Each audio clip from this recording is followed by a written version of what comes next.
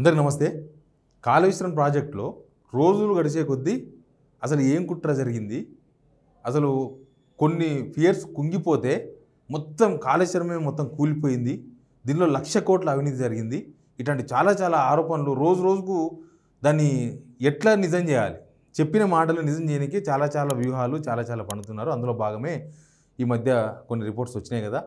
NDSA report, national dam safety authority, దీనికి ఈ report పైన ఆ బ్యారేజ్ కట్టిన L&T కంపెనీ వాళ్ళు అప్పట్లో కుంగిపోయిన తర్వాత అది మేము కడతాం 450 కోట్లు ఖర్చు అవుతుంది, మేము కట్టేస్తామని చెప్పిండ్రు కదా. అప్పుడు ఈ గవర్నమెంట్ ఒప్పుకోలే. ఈ గవర్నమెంట్ మొత్తం అట్టెట్లా కడతారు మీరు, కట్టొద్దు, ఇది మొత్తం కుంగిపోయింది, ఇది మొత్తం అట్లా అయింది ఇట్లా అయింది అని చెప్పేసి 1,00,000 డ్రామాలు నడిచి లాస్ట్కి సంవత్సరాలు అయిపోయింది. అయితే ఈ మొన్న NDSA రిపోర్ట్ వచ్చింది. ఆ రిపోర్ట్ మీద రకరకాల స్టేట్మెంట్స్ వచ్చినాయి చాలామందివి. కానీ ఆ బ్రిడ్జి కట్టిన, ఆ బ్యారేజ్ కట్టిన L&T వాళ్ళు లేఖ రాశారు. ఎవరికి లేఖ రాసినంటే NDSAకి లేఖ రాసినారు. అసలు దానిలో వాస్తవం ఏం జరిగిందో L&T వాళ్ళు బయట పెట్టినారు. ఏమంటారు వాళ్ళంటే, మేడిగడ్డ బ్యారేజ్ ఫెయిల్ అయిందని నేషనల్ డ్యామ్ సేఫ్టీ అథారిటీ ఎట్లా కన్ఫర్మ్ చేసింది, అసలు క్వాలిటీ కంట్రోల్ పాటించలేదనే ఆరోపణలు మీకు ఎట్లా చేసింది మీరు ఆరోపణ, ఎలాంటి సాంకేతిక పరీక్షలు నిర్వహించకుండా బ్యారేజ్ ఫెయిల్ అని ఎట్లా నిర్వహించారని అడుగుతున్నారు. దీనికి సంబంధించిన పూర్తి సమాచారం ఇస్తా. ఈ వీడియో చూస్తున్న మీకు అందరికీ థ్యాంక్స్. సబ్స్క్రైబ్ చేయండి. ఇంకా NDSA రిపోర్ట్ ఏమిచ్చింది, క్వాలిటీ క్వాలిటీ మెయింటైన్ చేయలేదు, దాన్ని క్వాలిటీ లేకపోవడంతో కుంగిపోయిందని చెప్పి రిపోర్ట్ ఇచ్చిండ్రు. ఆ కట్టిన వాళ్ళు L&T వాళ్ళు. L&T అంటే ఇదేమి ఎవరి జేబు సంస్థ ఏం కాదు కదా. L&T ఇంటర్నేషనల్ సంస్థ. వాళ్ళు అమెరికాలో కడతారు, ఆస్ట్రేలియాలో కడతారు, ఇండియాలో కడతారు, మన తెలంగాణలో కూడా కట్టినారు. వాళ్ళు ఏమంటారంటే, ఎట్లాంటి సాంకేతిక పరీక్షలు నిర్వహించకుండా బ్యారేజ్ ఫెయిల్ అయిందని మీరు ఎట్లా నిర్ణయించారని అడుగుతున్నారు వాళ్ళు. అంటే టెస్టులు చేయకుండా అది క్వాలిటీ లేదని బ్యారేజ్ ఫెయిల్ అయిందని చెప్పేసి ఇప్పుడు ఏంది లెక్క. అసలు NDSA చెప్పిన దాన్ని కూడా వీళ్ళు మొత్తం మార్చేసిండ్రు. NDSA చెప్పింది కేవలం ఆ 7th బ్లాక్లో ఆ కుంగిపోయిన ఫియర్స్ అవన్నీ తీసేయాలి, ఆ 7th బ్లాక్లో ఉన్న ఫియర్స్ మాత్రమే కట్టాలి అని చెప్పారు.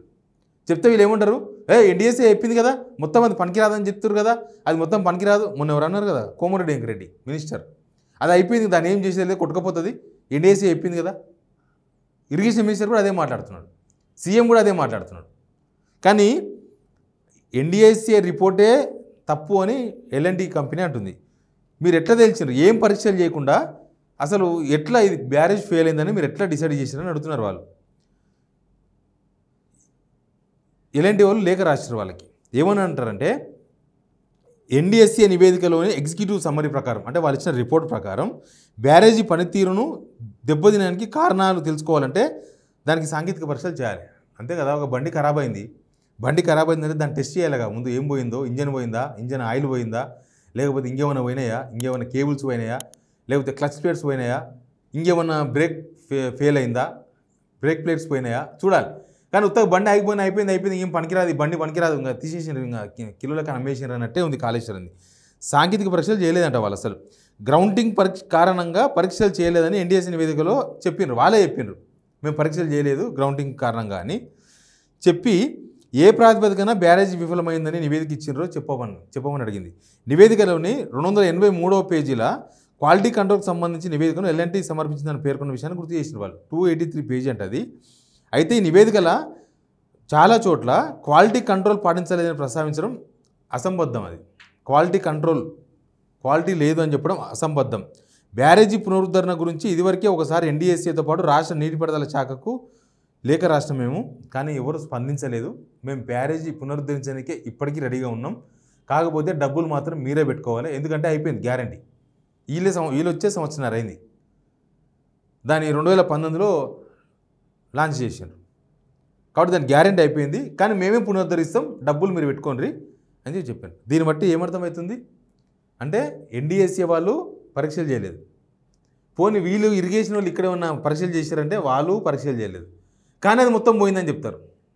ఏంటంటే నేను సివిల్ ఇంజనీర్ను అంటాడు కోమరెడ్డి వెంకరెడ్డి గారు. ఉత్తమ్ కుమార్ రెడ్డి గారేమో ఇంకా అది అయిపోయింది, ఇక మేము దాన్ని ఏం చేయాలనో NDSA వీళ్ళకి రిపోర్ట్ ఇస్తే మీరు పరీక్షలు చేసుకోండి అని చెప్పినారు. నిజానికి NDSA వాళ్ళు 2-3 కాంట్రాక్ట్ రిపోర్ట్స్ ఉన్నాయి. ఏంటంటే మేము పరీక్షలు చేయలేదు, మీరు చేసుకోండి అని చెప్తారు. రెండోదేమో క్వాలిటీ కంట్రోల్ పోయింది అంటారు. చేయకుండా అది క్వాలిటీ ఉందో కంట్రోల్ ఉందో ఏముందో ఎడ తెలుస్తుంది. L&T వాళ్ళు అదే అడుగుతున్నారు. మీరు పరీక్షలే చేయకుండా మేము పరీక్షలు చేయలేదని కూడా మీరే చెప్పి ఇది క్వాలిటీ కంట్రోల్ తప్పింది అని మీరు ఎట్లా చెప్తారు అని ఎల్ఎన్టీ వాళ్ళు రాసిండ్రు. ఇంక ఇప్పుడు ఏం సంబంధం చెప్తారు? ఇప్పుడు ఎల్ఎన్టీ కూడా బీఆర్ఎస్ సంస్థ ఏం కాదు, కేసీఆర్ సంస్థ ఏం కాదు, అది ఇండివిజువల్ సంస్థ ఎల్ఎన్టీ. మరి ఇప్పుడు ఏం సమాధానం చెప్తారు? ఇక్కడ ఏమర్థమవుతుందంటే కావాలని దాన్ని పక్కన పెట్టాలని, దాన్ని పక్కన పెడితే ఎవరికి లాభమో మీకు తెలుసు. దాన్ని పక్కన పెట్టడం వల్ల 2 లాభాలున్నాయి వీళ్ళకు. ఒకటి, దాన్ని పక్కన పెడితే ఇంకా కాళేశ్వరం లేకపోతే ఈ గత ప్రభుత్వం క్లైమ్ చేసుకోవాల్సిన అవకాశం ఉండదు. రెండోది, మంచిగా నీళ్ళు పోతాయి కిందికి నీళ్ళు పోతే మంచిగా పోలవరం వాడుకోవచ్చు. అక్కడ నుంచి బంకచెర్ల కూడా కడుతుండ్రు, వాళ్ళు వాడుకోవచ్చు. నీళ్ళంతా ఏపీకి పోతాయి, ఇంకా ప్రశాంతంగా ఉండొచ్చు. కృష్ణ నీళ్ళు పోతాయి, ఇట్లా గోదావరి నీళ్ళు కూడా పోతాయి, అంత ప్రశాంతంగా ఉండొచ్చు అని వీళ్ళ ప్లాన్ లాగా కనిపిస్తుంది. దీనిలో ఎవరెవరు ఎన్ని కుట్రలు చేసినారో కానీ కేసీఆర్ మీద కోపం వేరు, కాళేశ్వరం మీద కోపం చూపిస్తున్నారు. అది ప్రాబ్లం ఇక్కడ. మీరు కేసీఆర్ మీద ఏమైనా కోపం చూపించుకోండి, మీరంతా పొలిటీషియన్స్. కానీ దానికి ఇప్పుడు ఈఎంఐలు ఎవరు కడుతున్నారు? రేవంత్ రెడ్డి గారు కడుతున్నారా? మినిస్టర్స్ కడుతున్నారా? జనమే కడుతున్నాం కదా, మా డబ్బులే కదా, మేము కట్టే ట్యాక్స్లకే కదా మీరు కట్టేది. రేవంత్ రెడ్డి గారు పదే చెప్తున్నారు 18,000 కోట్లు వస్తున్నాయి. అవి ఎక్కడి నుంచి వస్తున్నాయి పైసలు? అవన్నీ జనం కట్టిన ట్యాక్సులు, జనం డబ్బులే కదా. మీరు కట్టే నెలకు 6,500 కోట్ల రూపాయలు ఈఎంఐ ఇంట్రెస్ట్ అంతా కలిసి అవి ఎక్కడ డబ్బులు? అవి ఎవరు సంపాదిస్తున్నారు? అవి జనం డబ్బులే కదా. జనం డబ్బులే కడుతున్నారు, ఈఎంఐలు కడుతున్నారు, కానీ దాన్ని బాగా చేయొద్దు. ఎంత దరిద్రం చూడు ఇది. ఎవరైనా మన బండి యాక్సిడెంట్ అయిందనుకో, బండి యాక్సిడెంట్ అయితే మొత్తానికి పనికిరాదన్నప్పుడు దాన్ని ఇన్సూరెన్స్ క్లెయిమ్ చేసేసి లోన్ క్లోజ్ చేసేస్తాం. బండి రిపేర్కి వచ్చింది, బండి నువ్వు ఇంట్లో పెట్టుకున్నా ఈఎంఐ కట్టాలి. నేను బండి నడుపుతలేను, నా బండి నడుస్తలేదు, నా బండి పంక్చర్ అయ్యింది అంటే బ్యాంకు కూడా ఊరుకుంటాడా? ఈఎంఐ కట్టాల్సిందే. సేమ్ కాళేశ్వరం దానికి ఈఎంఐ కడుతున్నారు, కానీ అది బాగు చేసేందుకు మాత్రం ముందుకు వస్తలేరు. ఇప్పుడు వీళ్ళు ఇన్ని రోజులు ఏం చెప్పినారు? ఎన్డీఎస్ఏ పేరు చెప్పి తప్పించుకున్నారు. సంవత్సరాల మొత్తం కూడా ఎన్డీఎస్ఏ రిపోర్ట్ ఇవ్వలే. వాళ్ళు కలిసి ఆడుతున్న డ్రామానేమో అనిపిస్తుంది. వాళ్ళు సంవత్సరం తర్వాత రిపోర్ట్ ఇచ్చి మేము పరీక్షలు చేయలేదు, మీరు చేయించుకోండి అని చెప్పారు. నిపుణులను పెట్టి మీరు పరీక్షలు చేయించుకోండి అని చెప్తూ ఇట్లాంటివన్నీ చెప్పినారు. అది వీక్ అయింది, అది క్వాలిటీ కంట్రోల్ లేదు అని. ఇప్పుడు ఎల్ఎన్టీ వాళ్ళకు ఏం సమాధానం చెప్తారో చూడాలి. ఎందుకంటే ఆ బ్యారేజ్ కట్టింది మొత్తం కూడా ఎల్ఎన్టీ వాళ్ళు కట్టినారు. బ్యారేజెస్ మొత్తం ఎల్ఎన్టీయే కట్టింది. ఒక్కొక్కరు ఒకటి కట్టినరు, ఒక్కొక్క పార్ట్ ఒకరు కాలువలు ఒకరు కట్టినరు, ఇక్కడ రిజర్వాయర్స్ వేరే కంపెనీస్ కట్టినాయి, దానిలో పంప్ హౌజెస్ మెగావాల్ కట్టినరు, ఆ పంపులు మొత్తం మెగావాల్ తీసుకొచ్చిండ్రు. అట్లా రకరకాల ఎవరి పాటు వాళ్ళకు ఉంది. కానీ మేడిగడ్డ కట్టింది మాత్రం మెగా కృష్ణారెడ్డి కాదు. వీళ్ళు అది కూడా అబద్ధమే చెప్పినారు. మొత్తం మెగా కృష్ణారెడ్డి దోసుకున్నాడు, మెగా కృష్ణారెడ్డి కాళేశ్వరంతో మొత్తం ఆయన ఎక్కడో వెళ్ళిపోయిండు, 4 లిస్టులోకి వెళ్ళిపోయిండు అని చెప్పిండ్రు. తీరా వచ్చినాక అదే మెగా కృష్ణారెడ్డితోన నడిపిస్తున్నారు వ్యవహారం అంతా. అదే మెగా కృష్ణారెడ్డికి ప్రాజెక్టులు కొత్త ప్రాజెక్టులు ఇస్తున్నారు. నారాయణపేట కొడంగల్ ప్రాజెక్టు ఆయన ఆధ్వర్యంలోనే వీళ్ళు పనిచేయాలి. రాఘవ ప్లస్ ఇంకోరు, అదే రాఘవకు సగం ఇచ్చిర్రు, మెగా కృష్ణారెడ్డికి సగం ఇచ్చిర్రు. ఇప్పుడు ఏం ప్రాజెక్ట్ వచ్చినా తెలంగాణలో మెగా కృష్ణారెడ్డికే ఇవ్వాలి. అప్పుడేమో తిట్టిర్రు, ఇప్పుడేమో ఆయనకే ఇస్తున్నారు. అదే మెగా కృష్ణారెడ్డి దోసుకున్నాడు తెలంగాణ అని చెప్పిండ్రు. అదే మెగా కృష్ణారెడ్డితో వీళ్ళు సంబంధాలు నిలుపుతున్నారు. ఇట్లా మొత్తం కాళేశ్వరం ప్రాజెక్టు విషయంలో డ్యూయల్ స్టాండ్ కనిపిస్తుంది ఎక్కడ పోయినా. దీనిలో పాలిటిక్స్ మిక్స్ చేయొద్దు. కాళేశ్వరం ప్రాజెక్టుకు పాలిటిక్స్కి ఏం సంబంధం? పాలిటిక్స్కు సంబంధం లేదు. అది జనడబ్బుతో కట్టిరు కాబట్టి అటు రిపేర్ వస్తే చెయ్యాలి. అది ఎవరు చెప్పినా వినరు వీళ్ళు, ఎవరు చెప్పినా వినరు. ఎన్డీఎస్ఏ వాళ్ళు ఒక రకంగా చెప్తారు, వీళ్ళు ఒక రకంగా మాట్లాడతారు. వాళ్ళు రిపోర్ట్ ఇచ్చినాక చేస్తామన్నారు, వాళ్ళు రిపోర్ట్ ఇచ్చిన తర్వాత అది మొత్తం కూలిపోతుంది అని మాట్లాడుతున్నారు ఇప్పుడు కొత్తగా. మరి వాళ్ళు రిపోర్ట్ ఇచ్చింది ఎందుకు? ఈ సంవత్సరం తర్వాత వాళ్ళు పరీక్షలు చేయకుండా రిపోర్ట్ ఇచ్చారు, అదొక మేధావితనం. రిపోర్ట్ ఇచ్చేటప్పుడు కనీసం పరీక్షలు చేసి నేను సంవత్సరం వెయిట్ చేసింది ఎందుకు? దేనికోసం? ఎల్లమ్మ పండుగ కోసమా? వాళ్ళు తేలుస్తారు అనే కదా.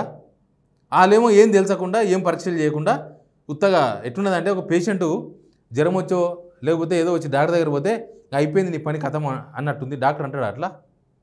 పరీక్షలు చేసినోడైతే అన్నాడు, పరీక్షలు చేయకుండా ఉత్తగా మనిషిని చూసినోడైతే ఓపిక లేనివాడు అంటాడు అట్లా వీళ్ళు కూడా ఎన్డీఎస్సీ రిపోర్ట్ కోసం వెయిట్ చేసి ఆ రిపోర్ట్లో ఉన్నదాన్ని ఫాలో కాకుండా ఆ రిపోర్ట్ పట్టుకొని ఢిల్లీకి హైదరాబాద్ తిరుగుతున్నారు.